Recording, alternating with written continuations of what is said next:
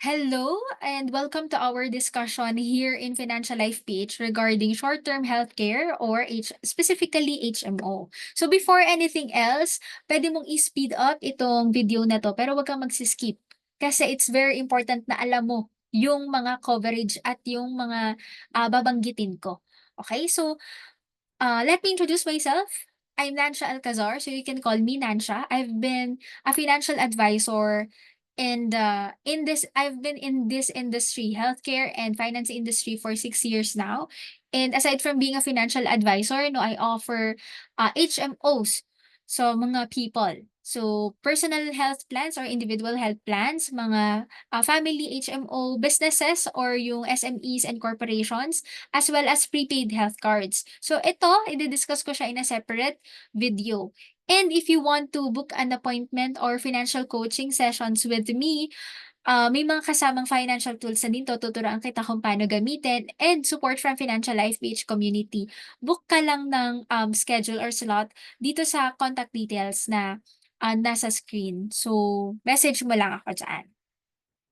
Okay. So, bago ang main dish 'no, so bago ko sa'yo explain kung ano ba yung, mga coverage ng HMO, I just like you to understand kung saan ba pumapasok yung HMO. Kasi kung merong go, grow, and glow, meron tayong wealth protection, wealth accumulation, and wealth distribution. So, bakit naging kaperahan na 'to, Nansha? Eh, HMO nga yung, interested ako. So, hindi kasi natin mapag-uusapan ang finance ng hindi kasama ang healthcare. And I'm guessing kaya mo rin gustong kumuha ng HMO or interested ka kasi ayaw mong mapagastos in the future ng malaki. Dahil lang sa sakit or kung ano mang hindi tayo, yung mga inevitable or hindi natin controlled, okay. So eto, ah it's very important 'no, na alam mo siya. So, siyempre ang goal natin is makarating dito sa estate planning or kapag magpapamana tayo. Kung gusto mo mag-glow, 'di ba, maging maganda yung finances mo, ah, magpapamana tayo ng maayos. Yung hindi nag-aaway yung mga anak natin, 'di ba? Mga anak mo pala, hindi pala natin. So, important na sa second level and sa first level matatag yung foundation mo. Kasi dito sa second level for sure ginagawa mo siya, nag-a-accumulate ka na, nagpupundar ka na. Kung gusto mo magkaroon ng bahay, ng lupa, kotse, nandito yan sa second level. Pero kung hindi maayos yung foundation mo dito sa baba at nagpupundar ka 'no, if in case something happens at magkaroon tayo ng malubhang sakit, sa tingin mo anong mangyayari dun sa pinupundar mong bahay at lupa? Nag-iipon ka pang down payment. So, mala-mala 'no, yung perang iniipon mo doon dito na lang mapunta, sa critical illness. Hindi tayo nag-iipon para sa critical illness o sa malubhang sakit, nag-iipon tayo para sa pangarap mo.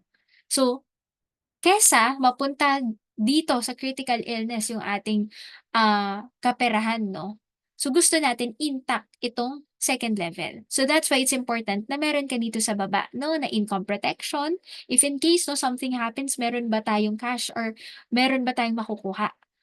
Meron tayong health insurance, may disability insurance tayo, at siyempre meron kang HMO. So dito siya papasok sa foundation natin, okey? So hindi ka bibigyan ng pera ng HMO, pero mababawasan yung bills mo and mas maayos kang makakapag, prepare in the future. So kung kailangan mong pumunta ng hospital na hindi ka mag-aatubili na pumunta kasi meron kang, HMO na agad-agad nasasalo sa'yo. Okay. So ano ba yung pag-uusapan natin 'no? So yung siyempre yung mga benefits, kanino ba 'to, sino bang eligible dito, additional and optional benefits and kung paano yung enrollment natin at saka other guidelines. Okay. So ito may MaxiCare plan types. So pinakita ko na 'to sa'yo kanina or dun sa chat natin. Nagsisimula tayo sa silver, gold, platinum, and platinum plus. So, actually tulad-tulad lang talaga sila ng coverage. Meron niyang inpatient coverage, outpatient coverage, preventive care, and emergency coverage. Nagkakaiba lang talaga sila dito sa maximum benefit limit natin or MBL at saka sa room and board. Kasi let's say 'no, eto 100,000 kasi sa silver, 250,000 sa platinum plus. Tapos yung MBL natin is per illness per year. So for example, ang napili mo is platinum plus, 250,000 and nagka-dengue 'no, na-diagnose ng dengue. the next year ganyan, the next year pa, gano'n. So, gumastos tayo ng 50,000 example lang, 50,000 so meron pa tayong natitirang 200,000 for dengue. Pero for example, nagkaroon naman ng dust mites or kinagat ng mga, insekto, ta's gumastos tayo diyaan ng, ah 50,000 ulit. So, meron din tayong 200,000 for dust mites, gano'n. So, just to clarify 'no, 'pag silver 100,000 yung, MBL natin, naka-semi-private tayo. So, kung ma-a-admit tayo, ibig sabihin yung room natin meron tayong mga roommates, gano'n. Kapag silver and gold naman 'no, 150 to 200,000 meron na tayong small room. Tapos platinum plus, eto na yung meron tayong large private or may malaking room na tayo 'no. 'Yan, okey. So sino ba yung mga puwede dito or eligible dito sa plan na 'to sa My MaxiCare? So 15 days to 5 years old to 60 years old puwede naman, covered tayo 'no, puwede tayong ma-cover. Take note lang na 15 days to 5 years old saka 56 to 60 years old mataas yung premium niya kasi meron tayong tinatawag na comorbidity rate. So mas parati silang nagkakasakit and everything, gano'n. Alright. Okay, so eto yung sinasabi ko kaninang mga benefits 'no, eto yung main benefits ni My MaxiCare. So, inpatient care, outpatient, emergency care, preventive care, and other benefits at saka may kasama din 'tong annual check-up which I will discuss later and optional dental care. So, for inpatient care, ito yung 'pag na-admit tayo sa ospital. So, ibig sabihin talagang inaalagaan ka ng mga doktor, nurse, nandun ka sa loob ng hospital. So, yung, expenses kasi natin dun, nag-i-incur siya based on the equipments ng mga ginamit sa atin, saka nirerentahan natin yon yung ganyan, parang gano'n. So, anong covered ng HMO natin? So, room and board accommodation, ayan, use of operating room, ICU, ganyan, professional fees and attending physicians, standard nursing services, medicines na gagamitin sa'yo habang naka-admit tayo. So, kasama din yon. Um, blood product transfusion, X-ray, dressing, anesthesia, yung oxygen, standard admission kit, and all other items directly related in the medical management of the patient as deemed medically necessary by the attending physician. Attending affiliated physician. Kapag sinabi ng doktor na, "Ay ano, ito yung gagawin sa kanya, ganyan, importante yun 'no, basta related." Pero yung mga miscellaneous sa hospital hindi yun kasama, okey? So note note lang 'no, na it's very important na meron kang PhilHealth. Paano kapag wala talaga akong PhilHealth 'no? So yung non-PhilHealth members, yung portion ng PhilHealth sa bill, ikaw magsho-shoulder, gano'n. So renew mo na yung PhilHealth mo. Okay.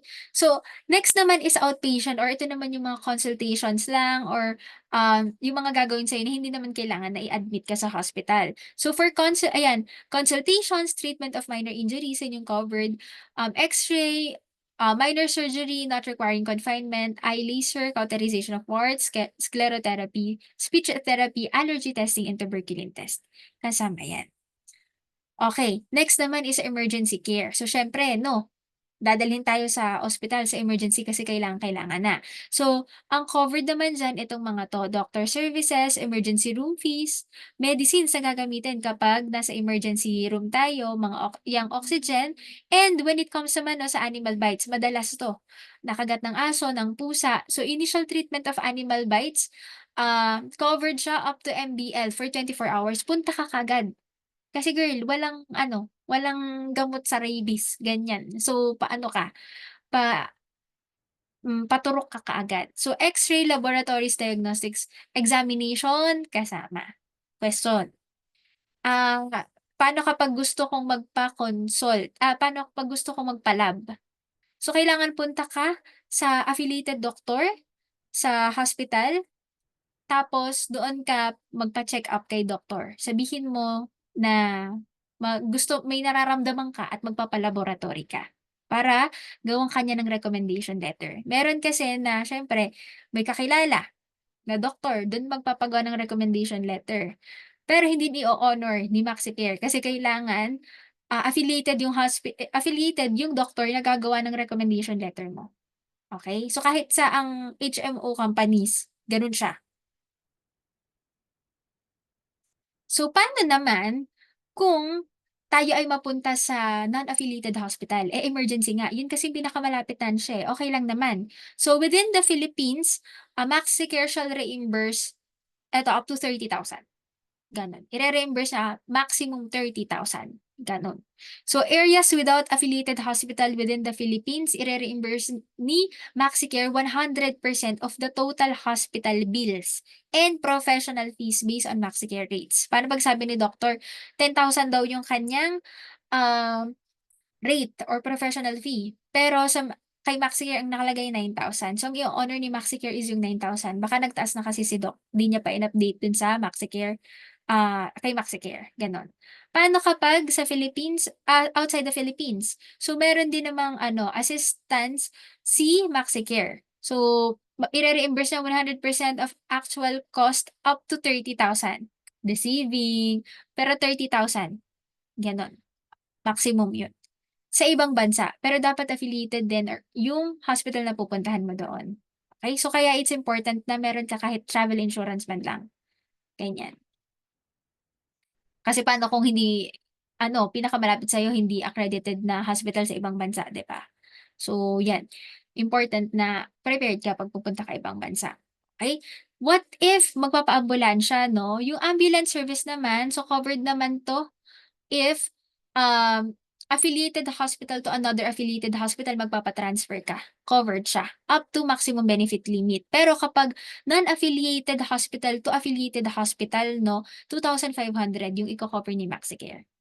So, kung nasa emergency care tayo at nasa non-affiliated hospital at sa tingin mo 'no, talagang ano, tatagal ka doon sa ano, sa hospital, kailangan talaga ilipat 'no, within 24 hours tawagan mo na si MaxiCare o tawagan na natin si MaxiCare para mailipat ka ng hospital, sa affiliated hospital, okey.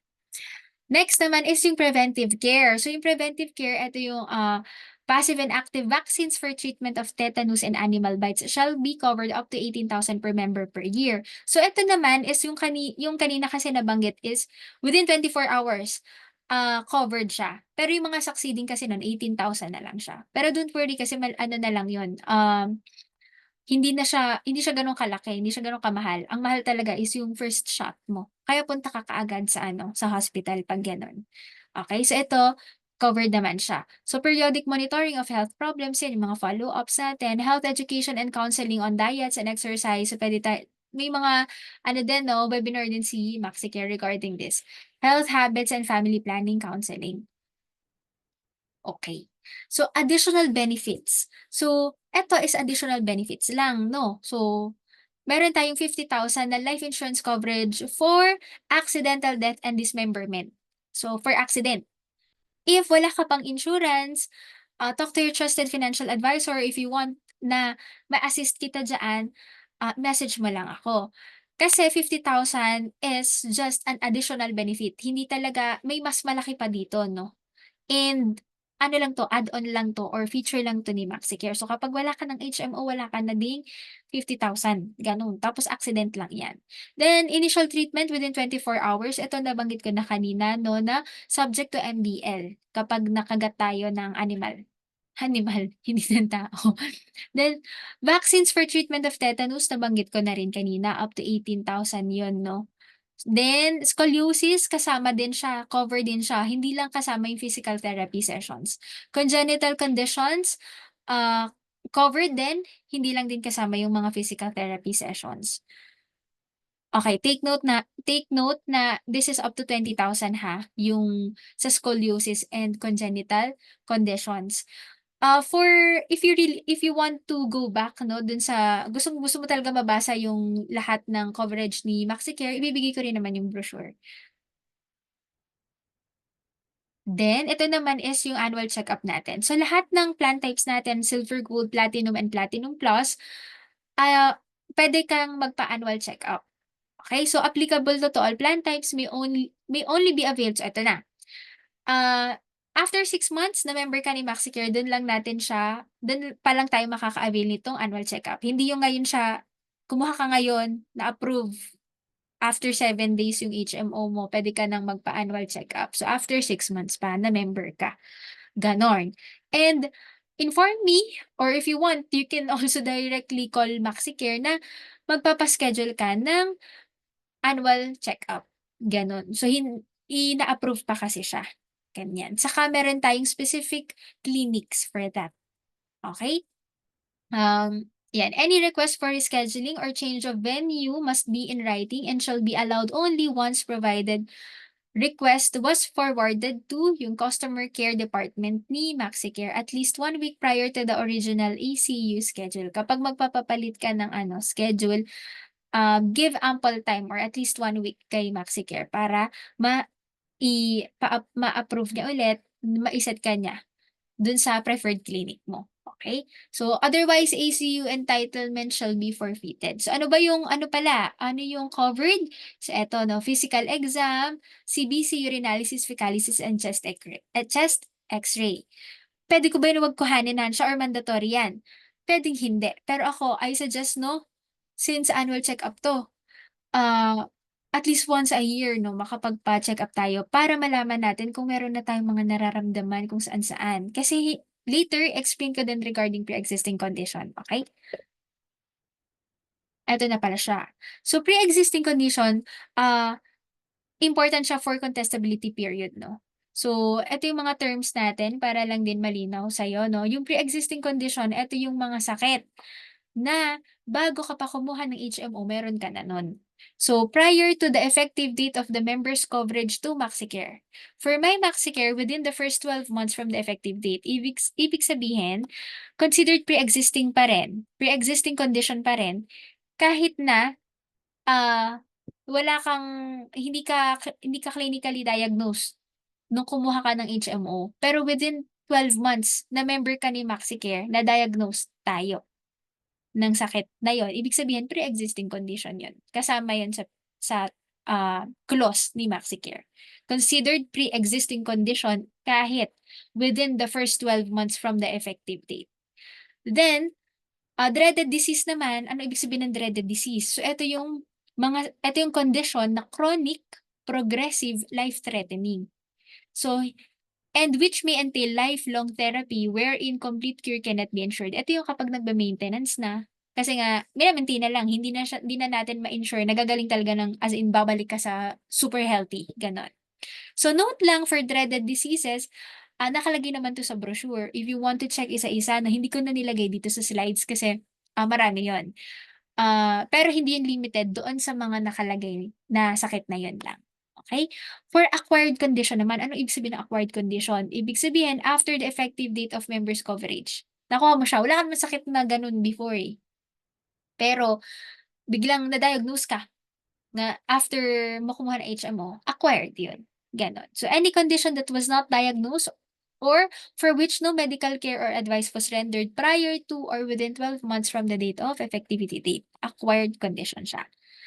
Okay. Pero, eto ngayon, yung contestability period natin, no, in the first year of membership, no, kapag pre-existing siya, tapos malala na, at saka pre-existing siya, ibig sabihin noon pa lang, kahit hindi malala, appendicitis, ganyan.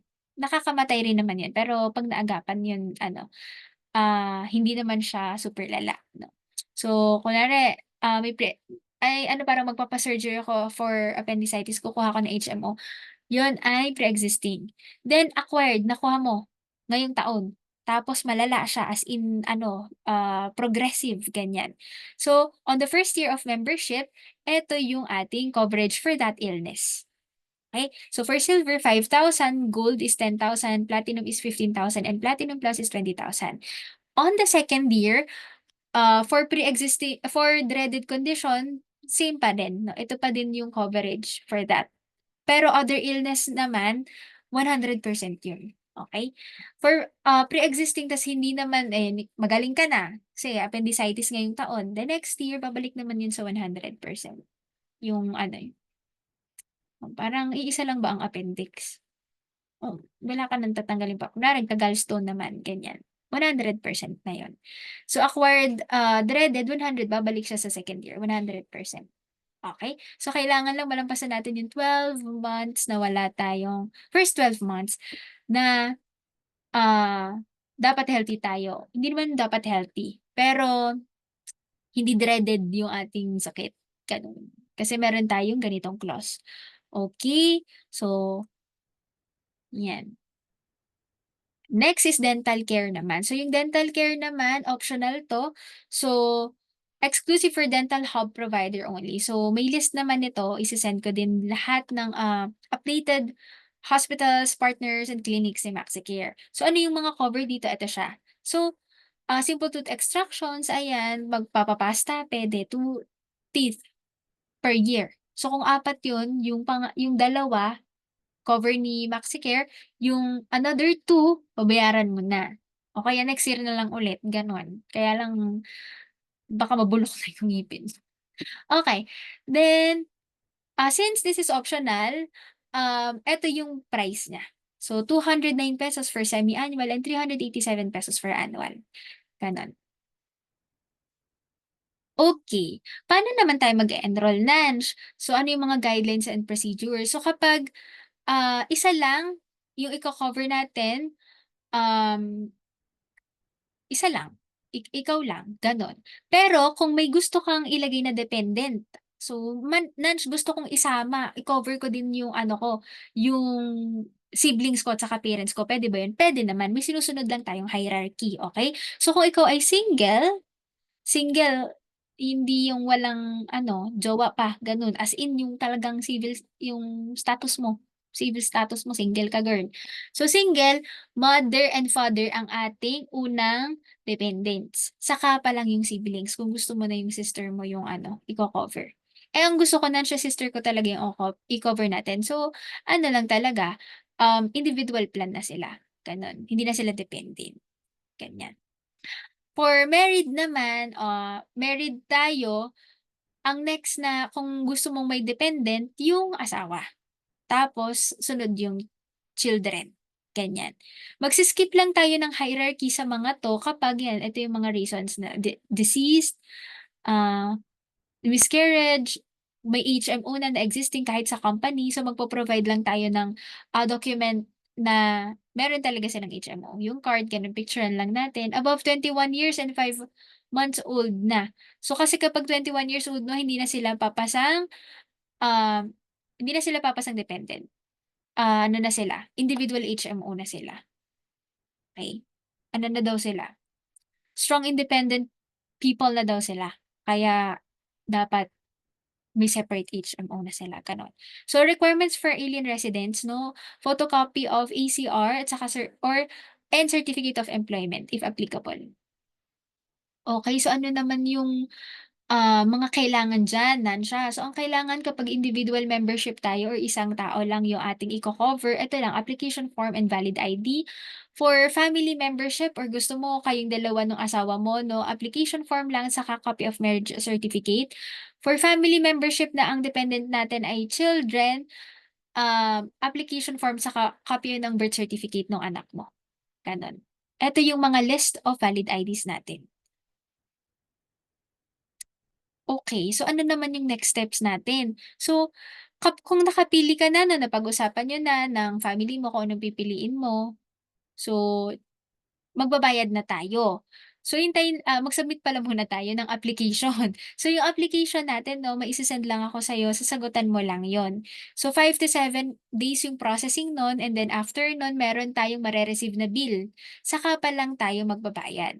So payable siya anytime within 30 days, tapos kapag nakapagbayad tayo within 24 hours naman mare-receive mo na agad yung official receipt mo. So then after 7 days, puwede mo nang magamit yung card, effective na yun. Ngayon wala ka pang card agad-agad, kasi ipapadala pa sa'yo yun ni MaxiCare. So mga 2 weeks, ganyan. Kapag hindi pa dumadating sa'yo in 2 weeks, i-message mo na ako para ma-follow up ko sa kanila, okay? Then, pero puwede mo nang gamitin yung card number mo kasi po-providean ka na ni MaxiCare. So papakita mo lang yung card number mo kahit wala pa yung card mismo dun sa hospital, tsaka valid ID. So, magagamit mo na siya. Then after Ayan, so portal enrollment, meron tayong portal member gateway. Puwede mo dun ma-check kung magkano na yung magkano na yung nababawas dun sa, card mo, dun sa MDL mo, ganyan. So, ayun. Alright, hindi pa tayo tapos. So ngayon, meron tayong, i-clarify ko lang when it comes to our due dates. So, may lapsation tayo na tinatawag, ibig sabihin hindi na effective yung HMO mo, 'di mo siya magagamit 'no, kapag hindi tayo or lumampas tayo dun sa due date natin. So kaya it's important na lagi tayong nagbabayad on time. So 1 day following the due date, gano'n agad. Ngayon ang due date, kinabukasan ka pa nagbayad, ano na 'yun, lapse na 'yun. So para ma-reinstate natin siya or maging effective uli yung HMO mo, within 45 days from the due date, kailangan magbayad tayo ng additional ₱500 kasi, late payment and masu-suspend yung card mo ng 30 days, gano'n. So, kapag lumampas na yung 45 days at hindi pa rin tayo nakakapag-decide ano ba yon kung ire-reinstate natin o hindi, sa ika-46 day, 'yan, reapplication na tayo. Mag-a-apply tayo ulit ta's uulit yung contestability period mo. Tapos naka-annual mode ka na, hindi ka na niya papayagang mag-semi-annual, gano'n. Alright. So eto naman yung mga, premium rates, application form at saka brochure, list of partners natin, bibigyan kita ng copy neto. For the premium rates, ganito siya, para lang din may idea ka 'no. Yan, kagaya ng sinabi ko kanina, kapag isa lang yung iko-cover natin, dito tayo sa individual rate titingin. Yan yung rate natin. So, let's say, 20 years old, no? 20 years old, yung annual natin, 17,785. Every 5 years, nagtataas po ng premium per age. So, pagdating niya ng 21 years old, magiging 17,785 pa rin naman. So, hanggang 25 years old, ganyan. So, ito, another example, naging 30 years old, o 20,000 na. Kapag nagpo-progress siya ganyan, nagcha-change siya every 5 years kapag tumatanda tayo, gano'n. Um, Kapag naman more than one yung ating iko-cover, yung family member natin, dito tayo titingin. So ta's for example, 25 years old 'no, 25 years old na nanay, 15,392 annual, eh, yung anak niya ano, Um, 10 years old. So, 15,392 plus 18,935. Gano'n siya. So, this is sa silver pa lang. So, you can check also yung platinum plus, gano'n. So, ayan. I think 'yan, 'yun na lang. 'Yun lang naman. So, if may mga questions ka, feel free to chat and also basta message mo lang ako 'pag may mga concerns ka na mga hindi ko nabanggit or dito sa presentation na 'to. Thank you.